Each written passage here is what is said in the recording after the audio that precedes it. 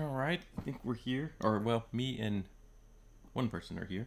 So I don't know. Maybe not a lot of people are interested in resin printing. I don't think it's probably not the starting point if you're trying to get into 3D printing. It's probably not the best place to start.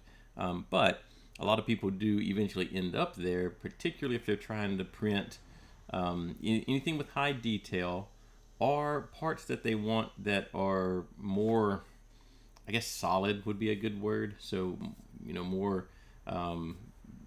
basically you can print a resin print hollow and different things. In fact, sometimes you do that on purpose to save resin so that it's not this solid block of resin. But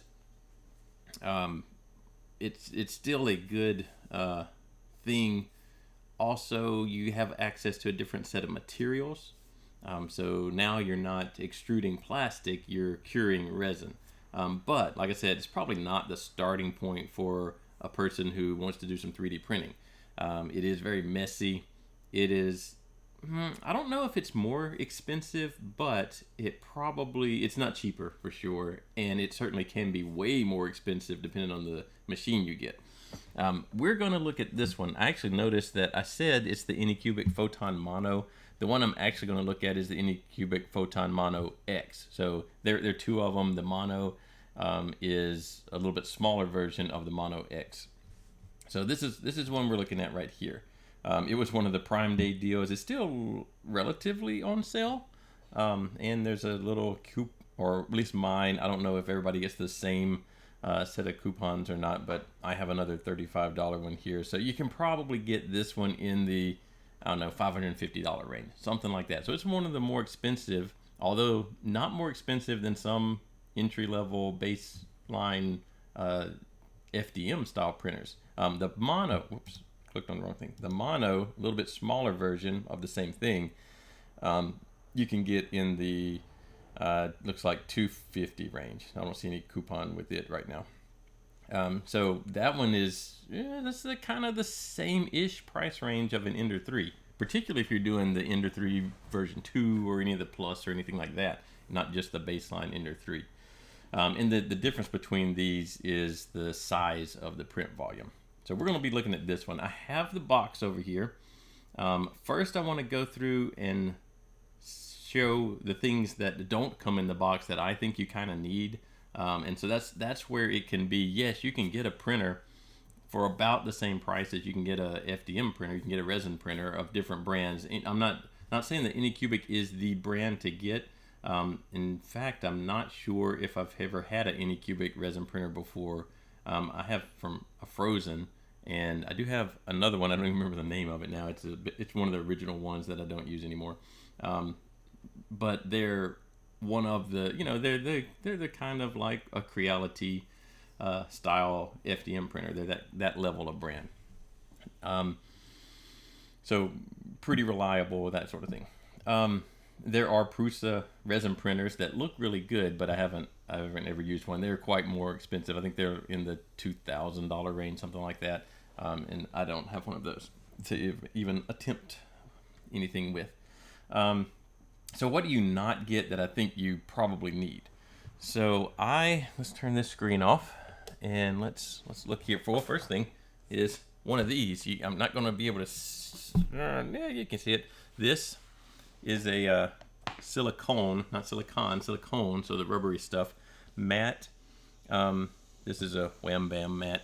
I assume there's other versions of this too, and it probably doesn't even have to be made for 3D printing. But what this does is silicone is a material that almost nothing sticks to except other silicone. So you're almost certainly going to make a mess, a spill, or something with this resin. And if you have this underneath your work area where you have your printer and your stations that you clean up, all that kind of stuff, if you have one of these under there, then all that happens is the resin lands on here. You take the mat out every now and then, or just leave a UV light on, or whatever. Take it out outside, let it sit in the sun, let that resin cure, and it just peels off of there. So the cleaning up side of accidental spills and stuff like that is much simpler with something like this versus if you get it on a tabletop, then you got to figure out, You can wipe it up, and you can clean it up with isopropyl alcohol, which you need. You'll end up needing a lot of. You don't have to have the 99%, but probably the 90% or higher. I have used some of the 70% stuff like you get at a regular, the grocery store even. But the higher percentage works better for most cleanup. There are some resins that clean up with water. They're water washable resins. I don't have one of those to test to show you anything about that one. All the ones that I have are clean up with some sort of alcohol. So you're going to need some of that. Well, during the beginning of the shutdowns, lockdowns, and everything, this stuff was like impossible to find because people were using it to make hand sanitizer and all. It was being diverted to other channels in the production pipeline, and you couldn't really buy this stuff. So resin printing was a little bit tough for a while there if you didn't have a stockpile of this laying around somewhere. So you need that. That's not going to come in a kit, or if it does, you're going to get a tiny little bit of it just to make do. I haven't looked in what's in our kit yet to see what's in there. I'm going to say that there's probably not any IPA in there. So, and you either need that or water washable resin that doesn't need this to begin with. So you're going to need that. Really cheap now. It's normally $1 or $2. It's its normal price point. Definitely going to need some kind of paper towels. Everybody has those, so that's not a special thing. You're just going to need that.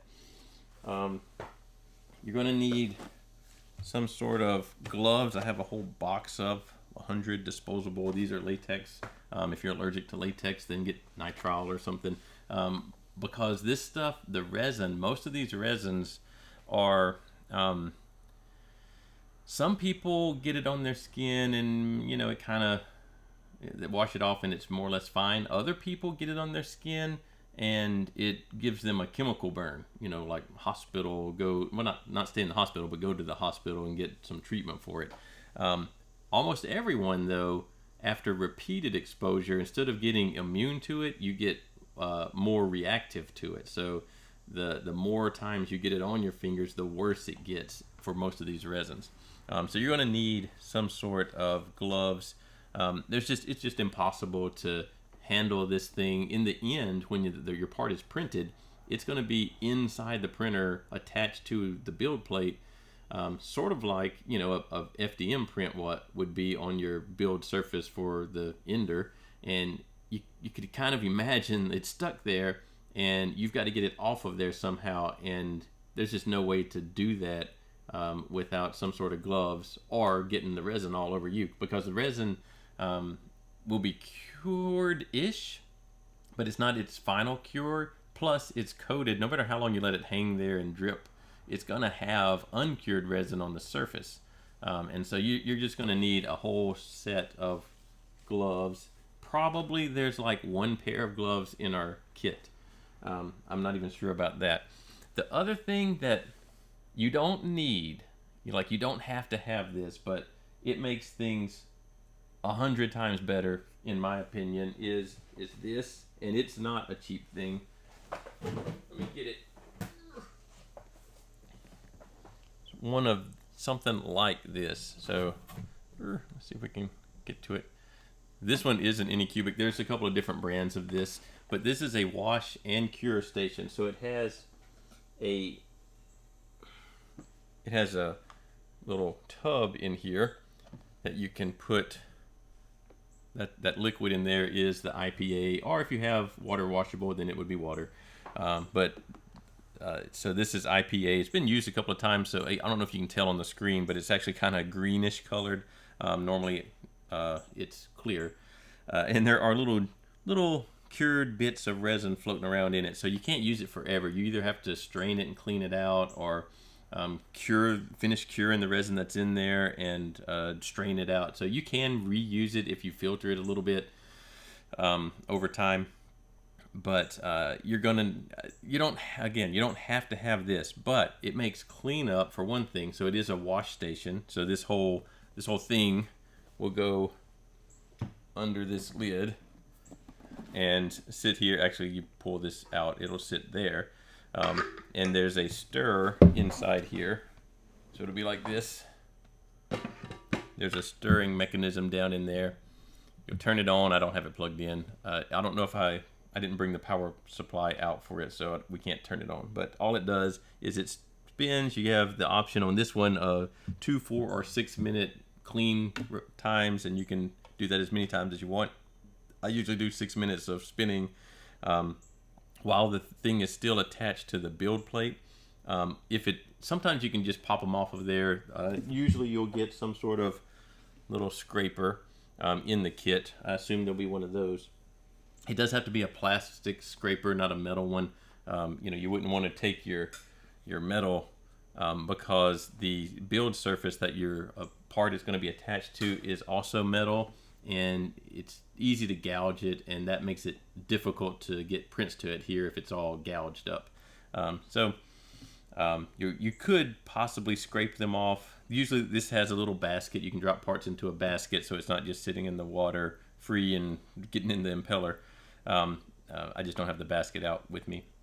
But then you let it cure, or let it not cure, you let it clean, and then you can take and clean off, the IPA and switch over to the cure part of this thing.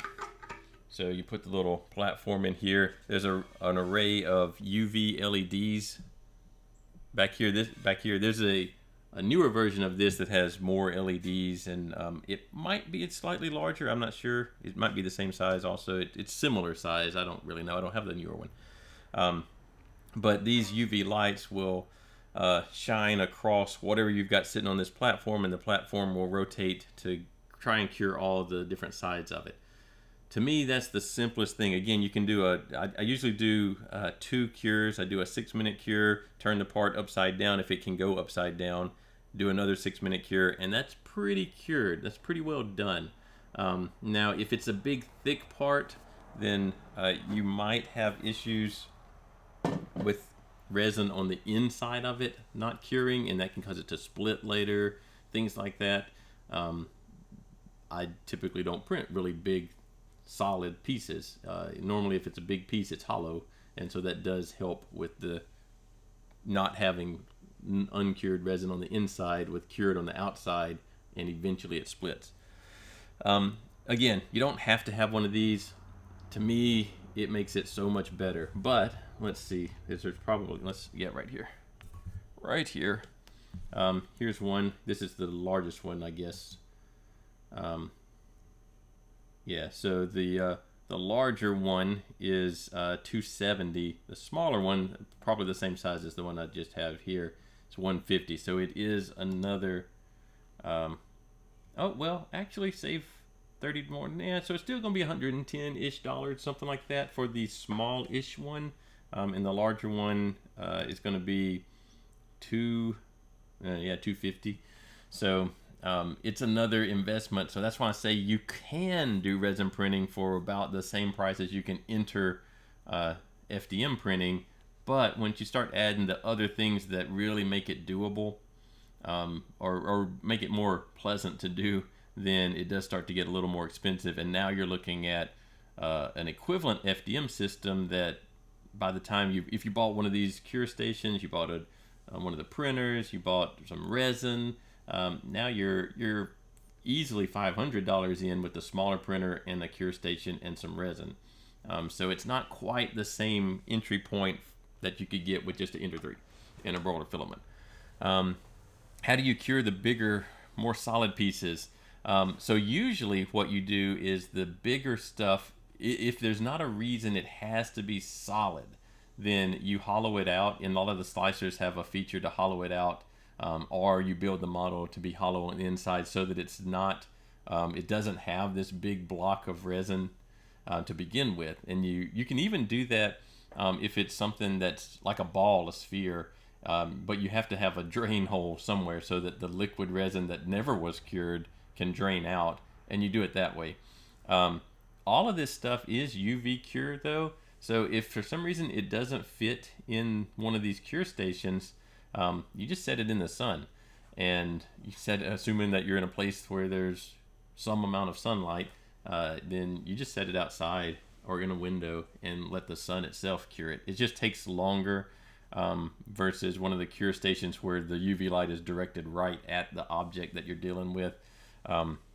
Bigger things are tricky. Some of it has to do with printing it to begin with, so that all the layers are more or less solid. You don't have any of these kind of really undercured layers to begin with. And even so, the printer, it's not going to come off the printer as cured. It's just going to come off the printer as almost cured. And so it's really tough if you think about some sort of big bust you're making or whatever, and it's a solid thing. Most people don't print it as a solid. Most people print it as a hollow shell. And if you really needed something solid, it's going to be a little bit tough, because you're not ever going to get UV light down into the center of that. Except for the material itself, there are transparent resins. So there are some resins, they're not crystal clear, but they're transparent, translucent. And so you can get UV light deeper into those if you know it has to be solid. So you can get one of the resins that's not a opaque resin, and that'll help you, get the UV light deeper into it if for whatever reason it has to be a solid block of something. And I'm talking about, something Rubik's Cube size and larger as needing to be solid, which a lot of times you're not printing solid blocks that big, but there might be some reason you need to. So in that case, I would print it in a transparent resin. Even if I wanted to paint it later or whatever, I would print it transparent just so I could get the UV light down deeper inside of it to cure the inside of it. Otherwise, you're going to have slightly undercured inside and cured outside, and eventually that's going to crack. Let's see. So let's actually go down here and see what's in our box. And I'm hoping that it's, I don't actually know how big this printer is. So I'm hoping that it kind of fits in the screen here. But right now we'll go over here. And I've already opened the box just to check. There is a big gash on the side of this box. So hopefully the printer is fine. But it seems like it'll be fine. So this is pretty typical. I don't know what I just dropped, but dropped something. This is pretty typical. You get plenty of packing on most of these printers. There's no real assembly on these. I think there is one brand of resin cure printer that is a kit. I can't think of what it is right now, though. Maybe if it comes to mind, I'll point it out. But I believe there is one brand that's more of a kit type thing. I don't remember what it is. But these are not kits. These are basically, you level the plate and start printing.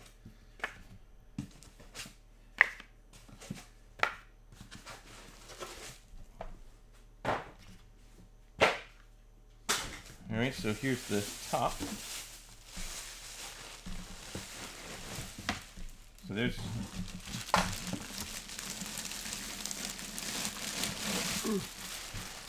all right, let's move my camera back so we can kind of get, so there's the, that's just the chamber that kind of contains everything. All of these have a UV shield on them, because if you leave them sitting out, the uncured resin sitting out in just regular light, it's going to cure. And so they do have UV resistive chambers that you can actually leave the resin. I've left it for weeks and weeks on end. As long as it's inside the chamber with the lid on or the cover on, I haven't had any problems with it curing in the machine. We did get assembly. Well, maybe we do have to assemble something. We'll see. And then, basically you have the same approach, same idea anyway, where you have to level the bed to the printer. And so we'll see that once I get it out. Well, let's see. Here's a set of stuff. So there's the bed. And it's got this little protective stuff. We'll leave that on there for now. Let's see. So we're looking at 200 millimeters by 130-ish millimeters. Looks like more like 120. Well, I think it's supposed to be 130. probably 130. So 130 by 200, that's a decent size surface. So all the parts have to adhere to this, and they're actually going to hang from it, and it's going to, you know, build them upside down. So that's a pretty large build area, and then we'll see how the volume is by how tall it is. Now this one did come with a metal scraper. I've never used, in fact, this is the exact same scraper as the, I mean, that's the exact same scraper as the one that came with the some printer I got. You just have to be careful because this surface, you can kind of see how they didn't grind it. It looks like they actually used a belt sander maybe on it to flatten it. If this surface is not flat, you're gonna, it's even more difficult to get stuff to stick to it than unflat FDM printer bed. But they did send this. We'll see. I've never used a metal one-on-one. It has, you know, PC type, desktop or laptop type power supply. I'm sure that's what this is. In fact, it's just a 24 volt 6 amp power supply, and then a cable that we'll deal with later. Oh, this is the print vat. So we'll fill this with resin. There is, let's see. I don't want to mess with this too much, but let's look at it. So I don't know if you can tell, but there's a film. Like, you actually get these things to where they sound like a drum head, to know that they're sufficiently tightened. This is a particular material similar to Teflon, but it's called FEP. I don't remember the, you know, what that stands for. You could look that up.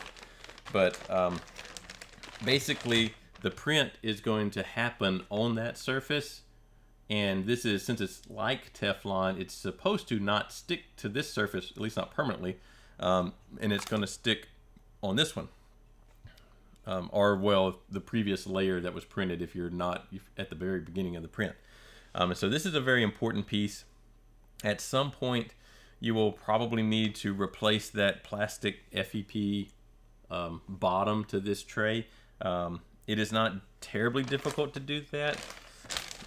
There's a ring with screws all around it, and you can get sheets of blank FEP and replace it yourself.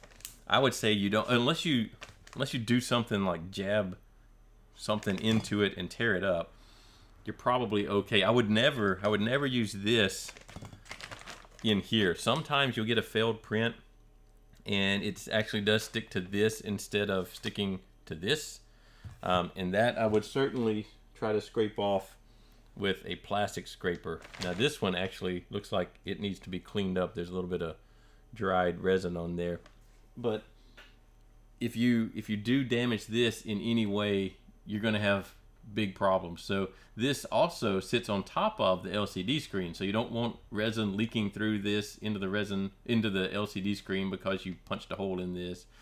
If you punch a hole, it's not going to maintain its tautness, and it's going to have wrinkles. You're going to have all kinds of problems. So that piece is one that you really need to take care of as far as keeping it clean and not punctured. What else? In fact, let's put it off to the side for now. Put it up here for now. All right, so we did get a couple of filters, so we can filter some resin.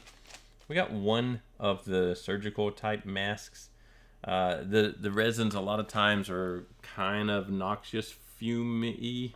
Again, there are some more eco-friendly, water washable, low odor resins. That's typically not what comes. I don't even know if I get resin with this or not.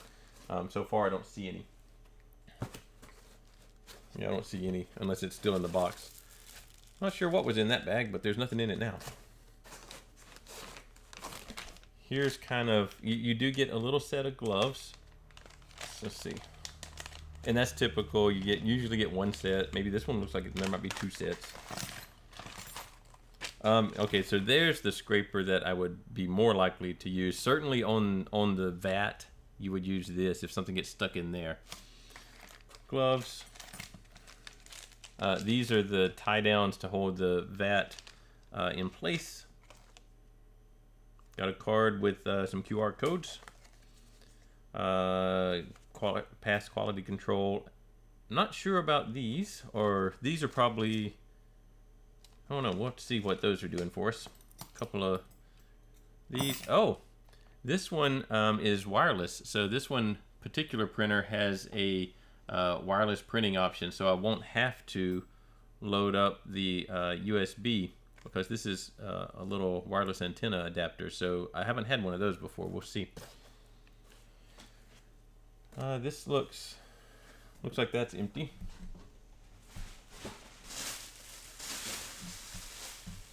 All right, this part is going to be tricky.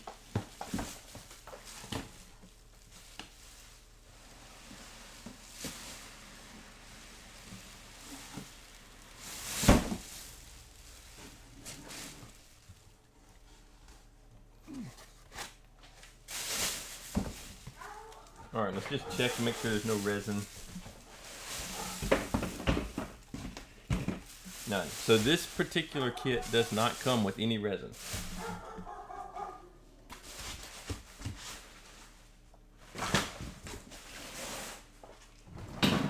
Whoops. Knocking stuff over. All right, so here, let's just check our assembly. Make sure, because I don't know what those screws are for. They might be replacement screws for something, but I don't really know. Let's see. There's some setup on getting the bed level, but I don't see anything we have to actually build. Here's where the right here is where the antenna goes, so let's put that in. That assembly is pretty simple. Let's see. That's a language I can't understand.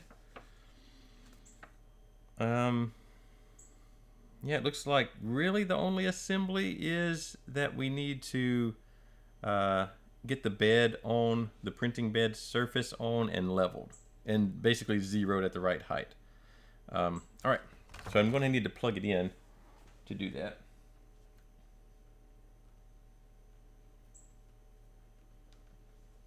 So it's just got the plug in over here, and this end is going to need to go to a, I'll just use the one off the ender since it's already plugged in.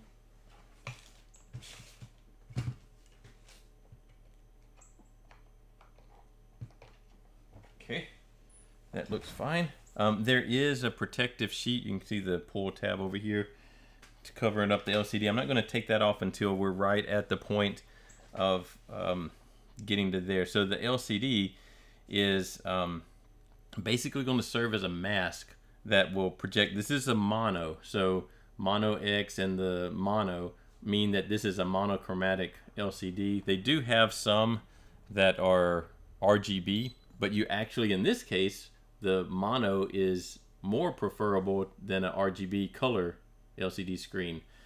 So the printers that don't have the mono screens actually print slower. There's an array of UV lights underneath this screen in the bottom of the printer shining upwards, and that goal for this screen is to block out some of that UV light so that only patterns of it show through and cure the resin in whatever pattern you've deemed appropriate for that particular model. All right, let's see. So we unpacked, raised the Z-axis by 10 millimeters. So I don't think you can, I guess you could manually go and turn it, but let's turn it on. Actually, it was already on. You can see this thing. I can't actually see it. Let's see. I assume we'll go to Tools. Yes, Tools, Move Z. Move Z. We'll do 10 millimeters, and we'll go up. So it, as you might expect. This machine does have 2 linear guide rails. So a lot of the smaller machines, yeah, easiest assembly ever. Yes, put the lid on and this print bed on. Have I ever gotten a printer like a FDM printer that was that simple? Yeah, so the original MakerBot, not the original MakerBot, but the first kind of like commercially available MakerBot was completely assembled. You put its bed on and it was ready to go. Now that printer had a whole lot of other problems, but it didn't take long to assemble it. So yeah, this one is pretty straightforward, and most any resin printers except for the one, and I can't remember the one that is a kit. I don't know what it is, and it's not one of the more popular ones, but there is one that is a kit where you assemble it, and so it's a little bit cheaper, and it is one of the larger ones, but I can't remember if it's a Mars. I don't know. Maybe we'll spend a little time searching here in a second. So I raised that up. Here we're going to loosen. We're going to loosen these. So this is how it levels. This part is going to attach to here, and we're going to basically home the machine so it goes all the way down and hope it catches the limit switch. I don't know how it. I think it's an optical switch down back in here. Well, you can't see it, but underneath here, I believe it looks like there's a blade that intercepts a IR signal. It looks like. So it looks like there's some kind of optical sensor. So we got to loosen these screws. I have to keep switching it back and forth. It doesn't all fit. So have to keep loosening these, the bigger one. And that way we'll be able to level it to the machine just in case they didn't get it level when they built it. They probably didn't even try to get it level.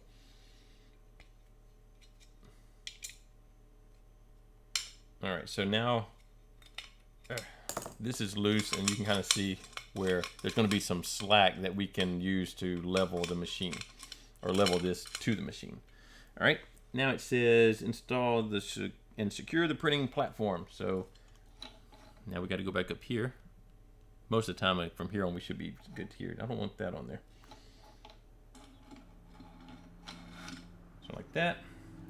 And they all have different kind of mechanisms here. Some have a ball joint that kind of lets everything pivot. This one uses the 4 screws. There are options for printing different things that can redesign how this works.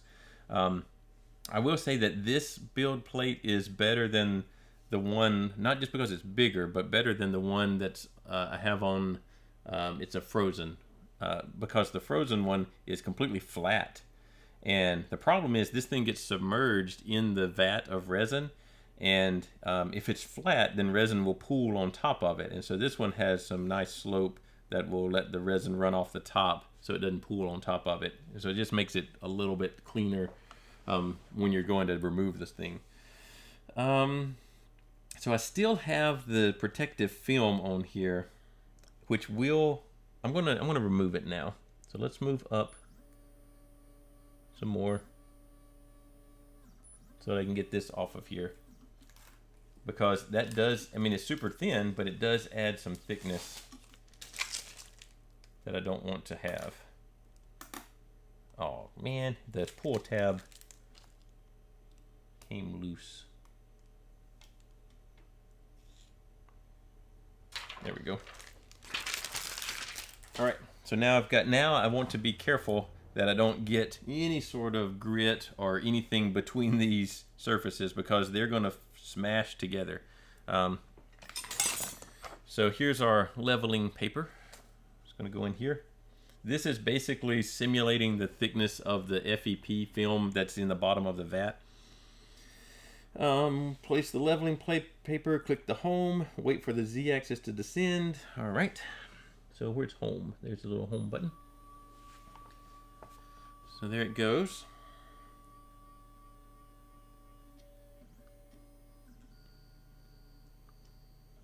All right, so it's homed, so it's in the Z equals 0 position.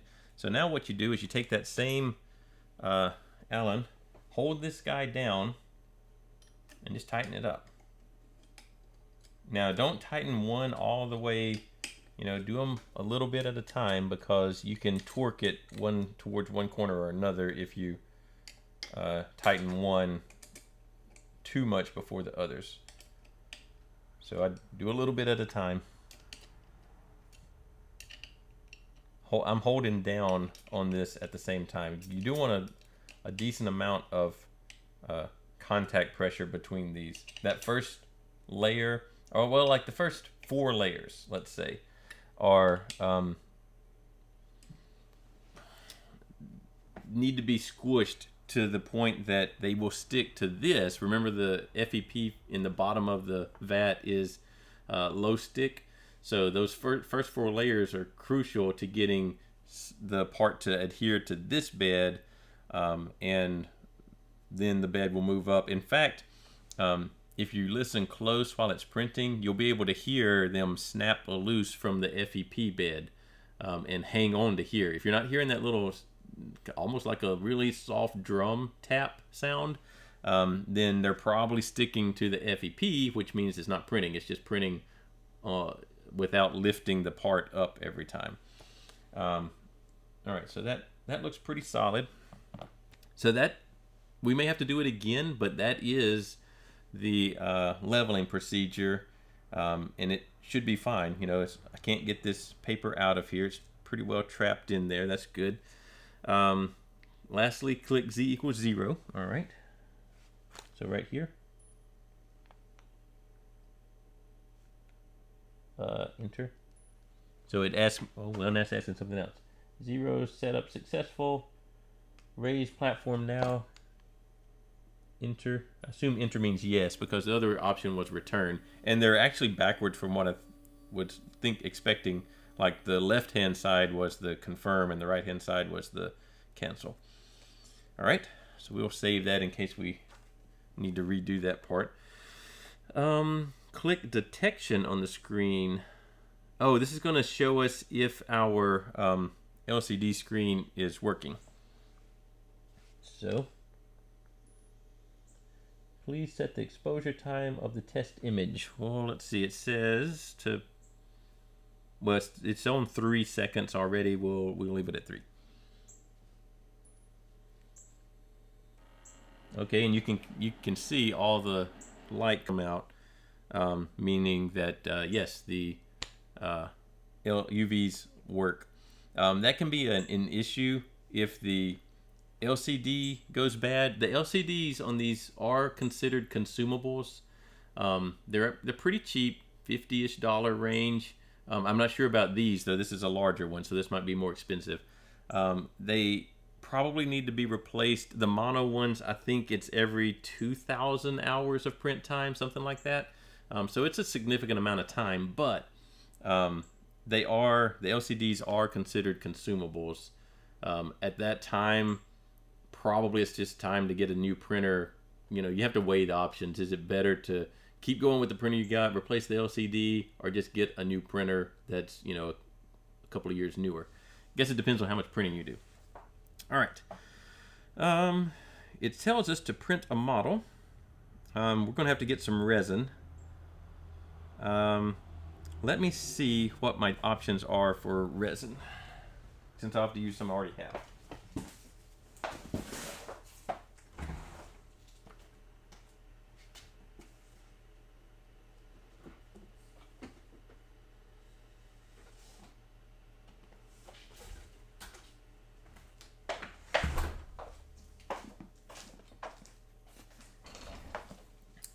All right, I've got a little box that I keep my resin in.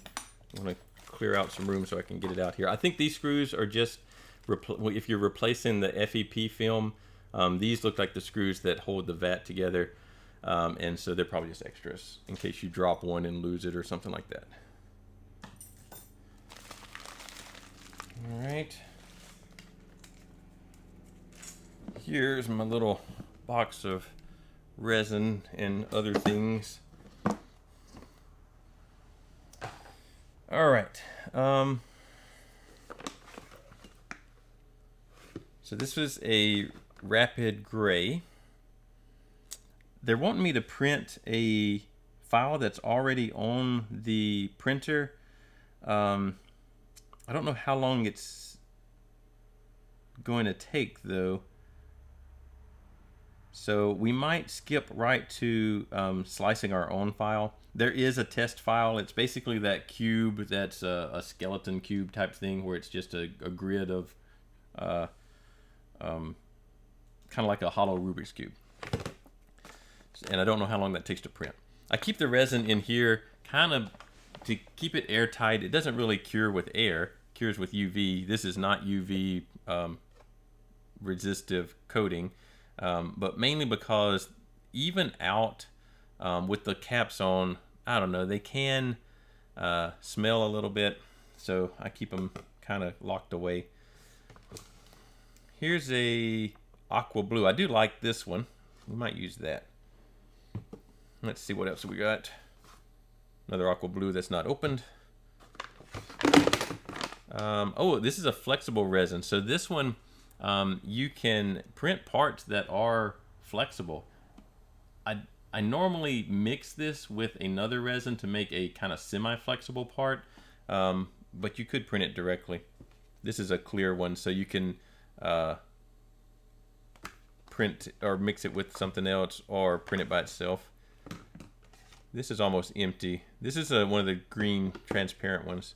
This is almost empty. This is a ABS-like resin, so it's a little bit, it's a tough resin, so it's a little bit on the flexible side. It is very smelly though. I don't want to get it out in here. These are actually dyes. So tints. You can tint the resin. So some of the resins are clear, some of them are just what am I trying to think of? Creamy colored, white, you know, and so you can tint them to whatever color you want. Others are, you know, the grays and the really dark colors or things like that that are going to be harder to tint. I thought I had some transparent stuff, but it doesn't look like it. Well, I do, but it's a tiny, I don't think there's even enough to fill that vat.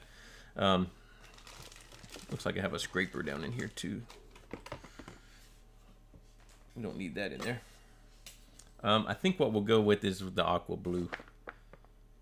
The rapid is for curing faster, and I don't want to deal with that right now. I think we're going to do this aqua blue. Now on these, you'll notice they all say something like UV wavelength, and they're all 405 or so. There are various ultraviolet light wavelengths, and so you do have to make sure that the wavelength emitted by your printer matches the curing wavelength of your resin, which in this case it does. So these do match. All right, so what we need to do here, so we didn't set up our wireless. I'll do that at some other point. I've never done that before. It's telling me open the browser on your phone. Oh, to get the QR code that's associated with it.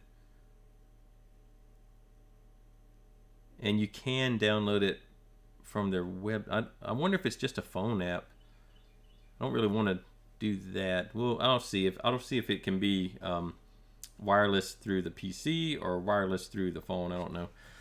It's saying to use your phone. I don't really want to do my phone to send parts to the printer though. That's kind of cumbersome to me. I don't have a super nice phone.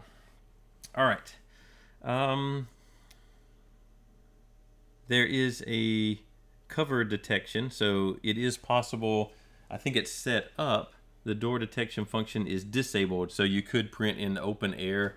I'm not going to do that because right now I'm not in a, like, this isn't where the printer is going to normally be. So I'm going to make sure that I do have the lid on to keep it printing. But you apparently can, or it's turned off by default, and you can turn that option on if you want to. Let's go.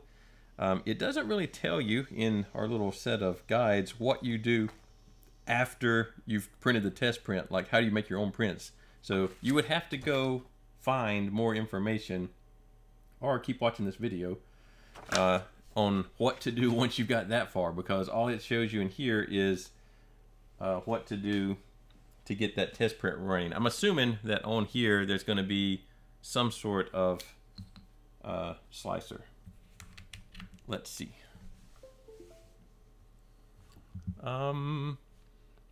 Here's what I have. There's whatever's in here. I don't know what that is. There's the test print. This is a different test print of some sort. I just don't know what it is. Here's a manual. Let's see what's in here. There's some with the Wi-Fi. So, slicing software on page 15. Let's see what they recommend. It's probably one I have, but sometimes some of these companies have one that is already set up for their printer. There's more of the install the Wi-Fi. Actually, that's just screwing it into the post. There's that little test print I was talking about, is that thing. But the problem with this test print is that you don't know what it was sliced for. You don't know what resin type it was sliced for. And so each resin type, sort of like on your FDM printers, you have PLA and ABS and PETG, and they have different printing temperatures and speeds, and do they need cooling or not.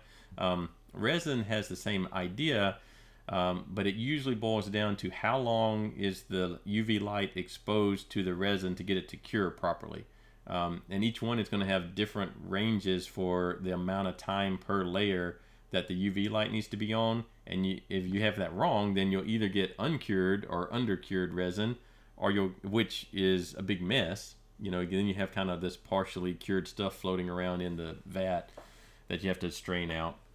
Or you'll get overcured, which does cure and it does work, but you're going to lose all your details because everything is overcured, meaning that more material than needed to be cured got cured.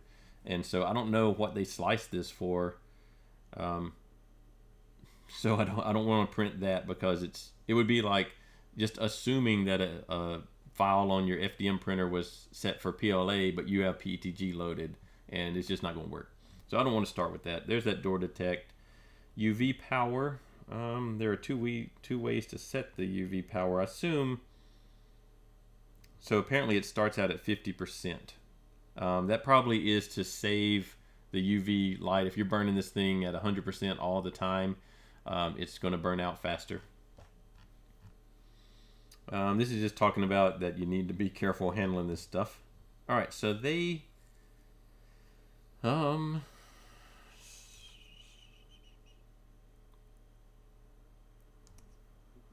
looks like they have their own slicing software called Photon Workshop.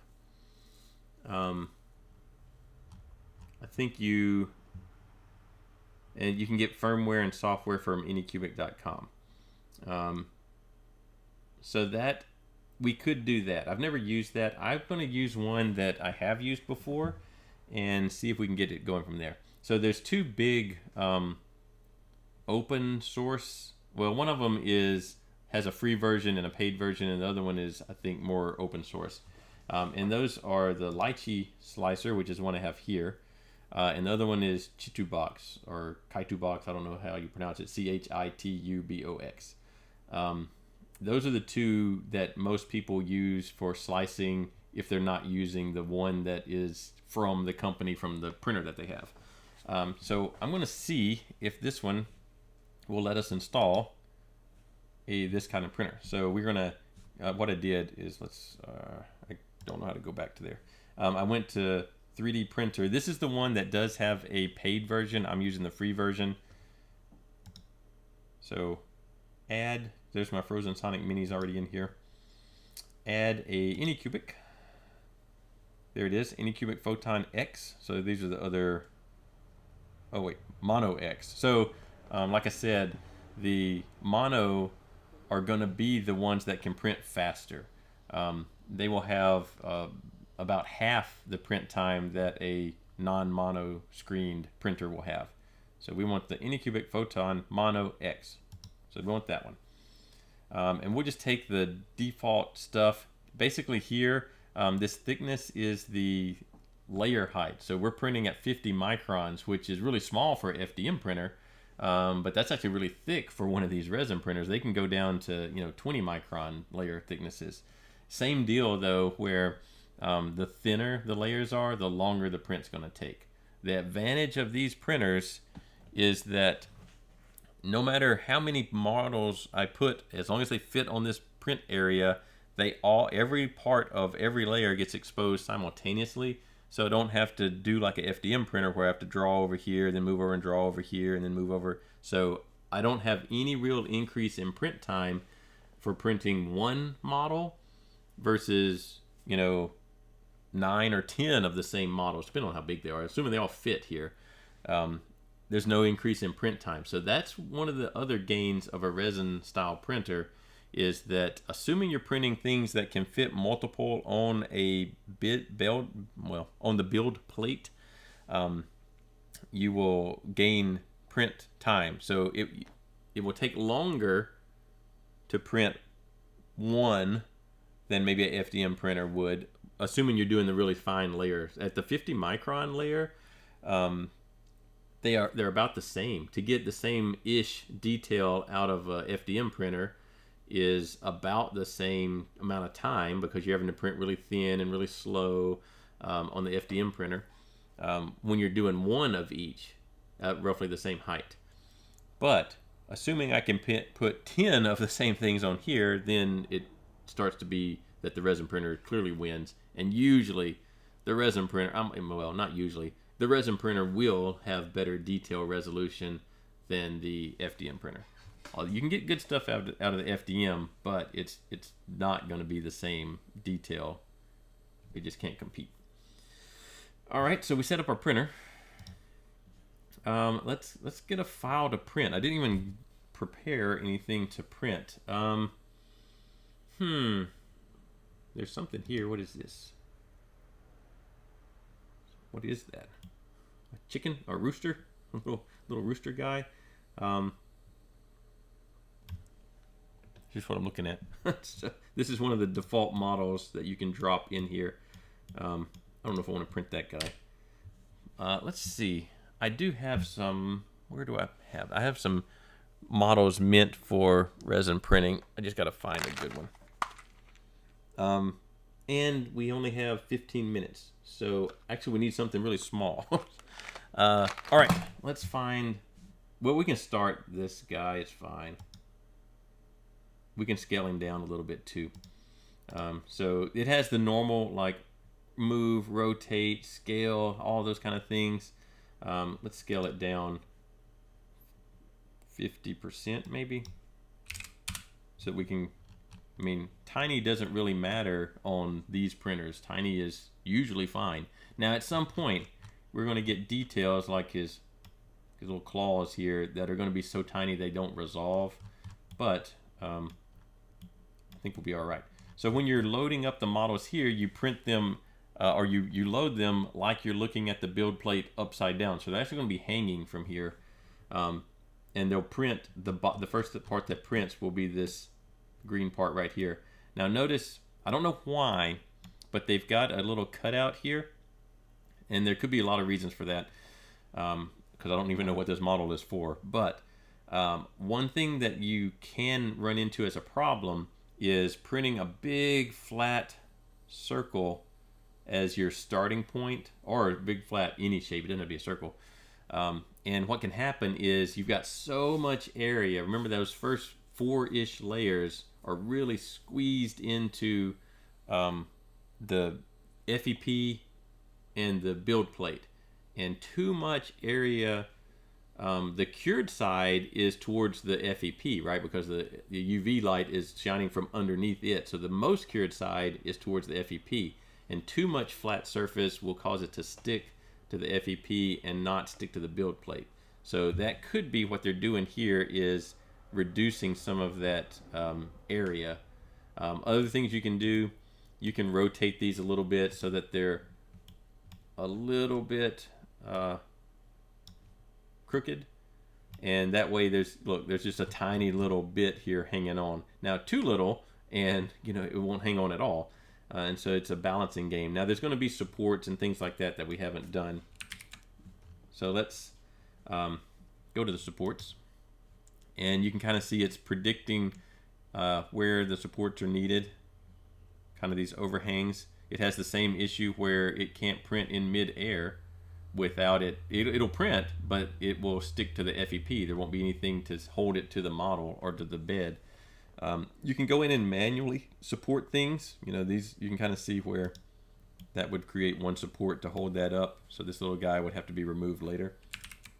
And there's an auto support that we can just generate automatic supports. Kind of gives me a preview. All right, so look at what it did. 8 supports, 9 islands, 1 support optimized. Okay. So it saw that these things look like they need support. It looks like there's probably enough of an overhang here, or not enough of an overhang to need support. But the bottom is going to be basically supported on just these little pegs. That's probably not. I'm going to add more pegs. So I'm just going in here and clicking to add more pegs. I'm not confident that the number that they had would actually support the thing very well.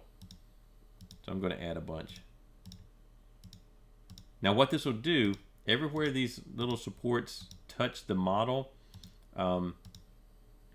they have to be removed, and they'll leave a little nub that in this case it looks like their defaults are pretty big. You know, that's a pretty big area that I'll have to clean up later. Now, I'm not particularly worried about this print, so I'm not worried if the nubs are hard to remove or not. I'm going to add a couple to the toes just because it looks like they're hanging out there a little bit too much. All right, so we got a bunch of supports.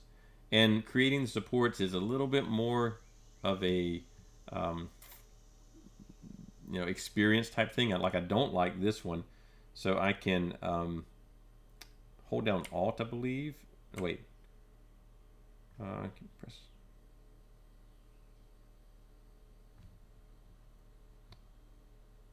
Is it Alt to remove? No. I don't remember the button press to remove. I don't like that one right there on the side. But again, I'm not really worried about it. We're running out of time. All right. So you go through this process. And there's a whole, you know, you really do have to take the auto supports and then go in and really check and make sure they make sense, because, you know, it's automatically generated and it doesn't always make sense on where they've put the supports. Now this thing is super tiny, right? So I probably overdid it with the supports because it's so tiny. Here's a little preview, and we can we need to slice it. So over here, so we need to tell it what sort of resin we're going to be using also, which we are going to use the Anycubic Aqua Blue. There's you can kind of look for islands using this slider. Looks okay. I'm looking for our, there we go, resin. Let's add, let's see, this is Anycubic, so it actually is the right brand. Oh, those are printers. Where can I add resin?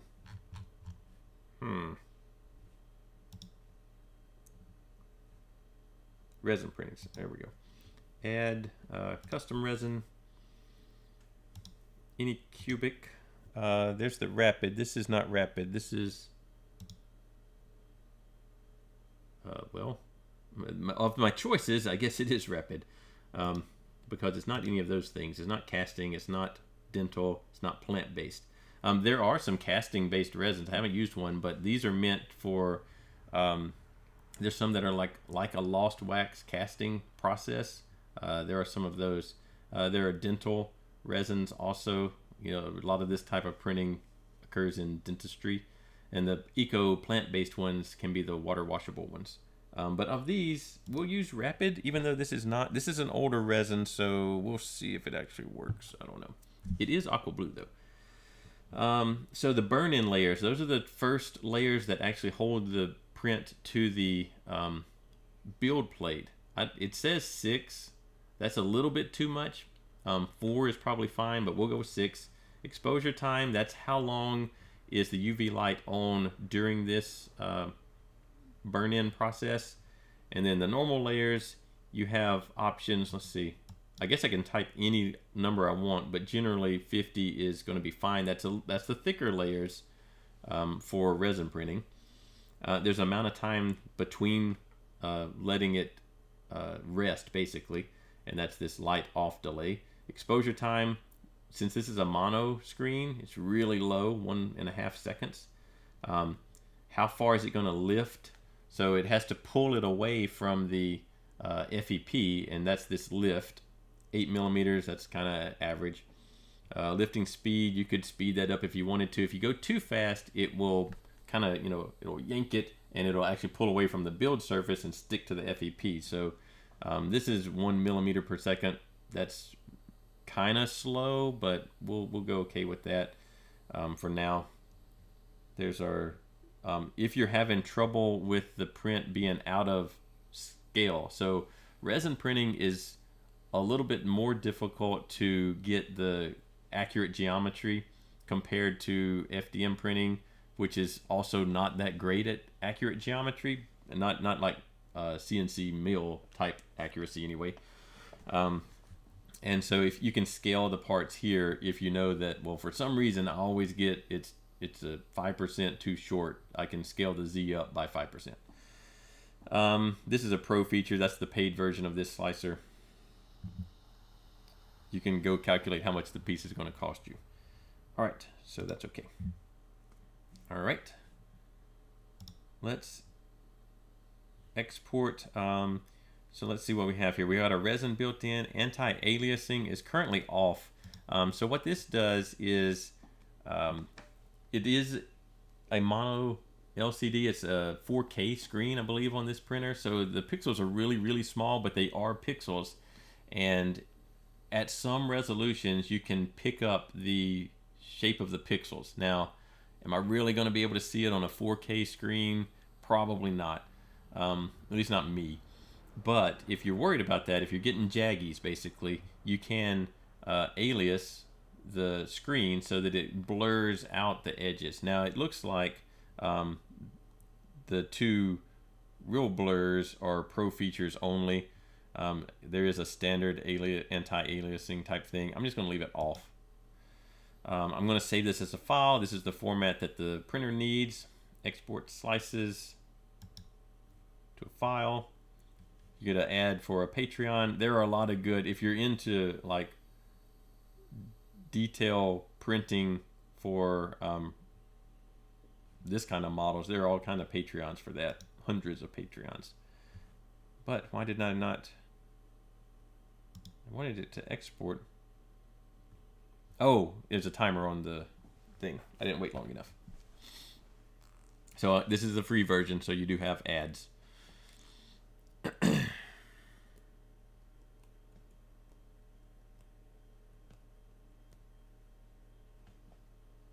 All right, continue. And we're going to save it on that SD card as Rooster. All right, so it's going to be 500 layers. Oh, did it give me an estimated? So yeah, it says that down here in the bottom left, it gives me an estimated 2-hour print time. Obviously, we're not going to be able to see all of it print, but we'll get it started. Although it does have a little warning indicator on there, so I'm not sure why it's warning me that. And what I was saying is, I could print one of these in 2 hours, or there could fit, I don't know, 30 of these on one screen probably, and still only take the 2 hours. Okay, it's only a rough estimate though. 1.65 millimeters. It didn't give a price because I didn't give a price for the resin. All right. Let us get this ejected.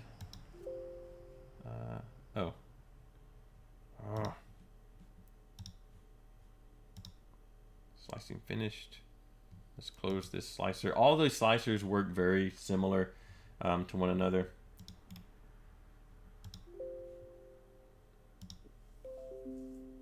I'm not sure what had it open. All right, so let's go back to our printer now.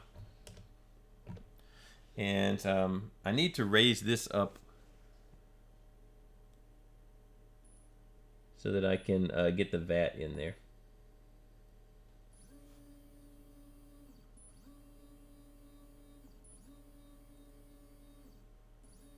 And I don't want to tear it up.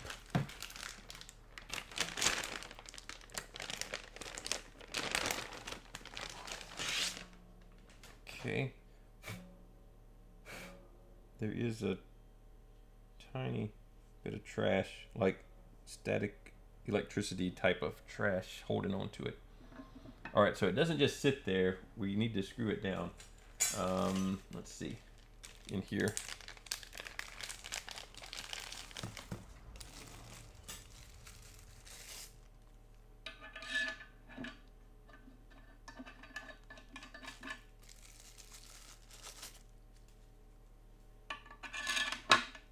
I actually like the ones that have the screw post and you set the vat on top of it, but I can see where this has some advantage too of not having something sticking up that you might poke through the film, the FEP. All right, on your resin, you have to shake this stuff up, and particularly this is a little bit old. Although actually it says it's expired in 2019, so we'll see.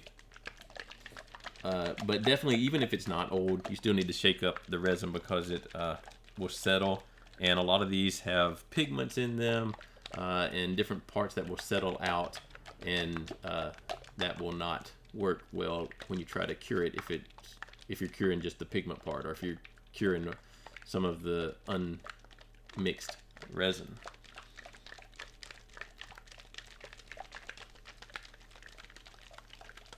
All right. Hopefully there's enough in here. Let's go ahead, just in case I make a big giant mess. Let's go ahead and put some of our... Actually, they gave us quite a few gloves. Normally you get like one pair of gloves. This one has several. So that's another thing on this particular one, and maybe this is more common these days, that you don't get a sample of resin. You will obviously need that, and it's not cheap. It's kind of expensive.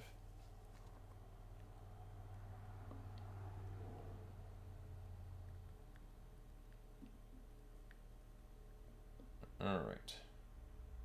So we're basically going to empty all of this, and we might have to get some of the other bottle. It'll be fine because this is a really tiny print. But you can kind of can you see? Nope. Let me. It's like we didn't even get all of the.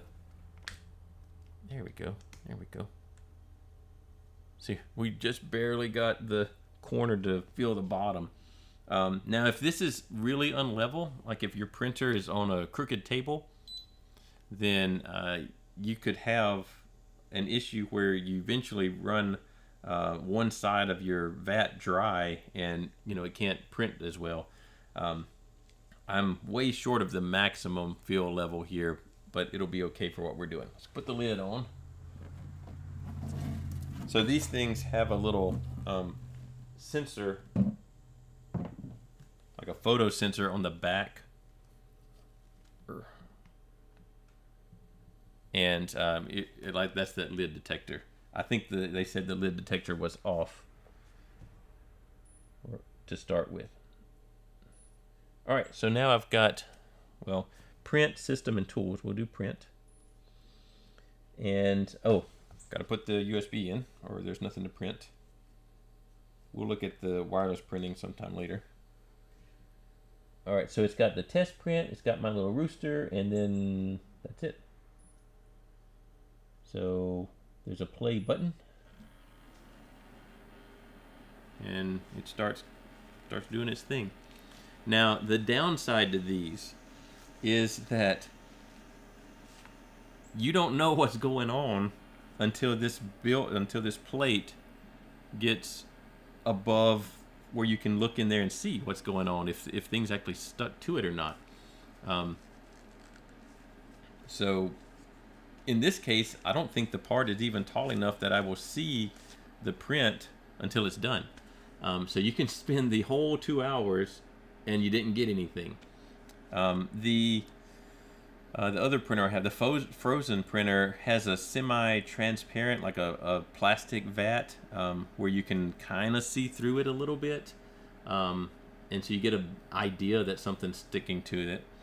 But here, I put this in the very center. I guess you could put it over at one edge somewhere so that you have a better chance of looking under there and seeing what's going on, but you don't have a way to know. There is a pause button on the screen, on the LCD screen for the printer, that you can pause it, after a couple of minutes, pause it. It will raise the thing up and you can check to see if anything actually stuck to your build plate or not. I'm not hearing the popping sound I want to hear, but this does have a fan I'm hearing that's pretty loud, so that's mostly what I'm hearing is the fan running. But we're almost exactly out of time. There's 4 minutes left, and I'll let this run, see if something sticks to it or not. If not, it could also be that this resin expired 2 years ago, so a year and a half ago. So it may not be the printer's fault at all. What we will do is, if we don't get a good print, we'll go back and try some newer resin and see if we can get something better than what we might end up with because the resin's so old. But that's resin printing. So we can do more of that at some point later if somebody's interested. But it is accessible. There's a lot of involved. I guess I should show you the cleanup side of things if possible. Maybe I can time one print where it'll be finishing when class is starting sometime in the future. All right. Next, quiz 1 is open now. So quiz 1 is open. It stays open for a week. It has 25 questions. You have 30 minutes to do quiz 1. They're mostly multiple choice, maybe some true false type questions. So stuff that you should be able to do pretty quickly. And they're all things that, assuming you've been printing, there's no resin stuff on that one, I don't think. Assuming you've been printing with your printer, they're going to be stuff that are obvious answers for the vast majority of them. So go ahead and work. You only have one attempt on it, so go ahead and do that at some point in the next week, and we will come back on Friday. I'm not sure what we've got going for Friday. We're not meeting on Monday. Multicolor printing. So we're back to our FDM printer. Thank y'all. I'm glad it was fun to watch. All right. See y'all Friday.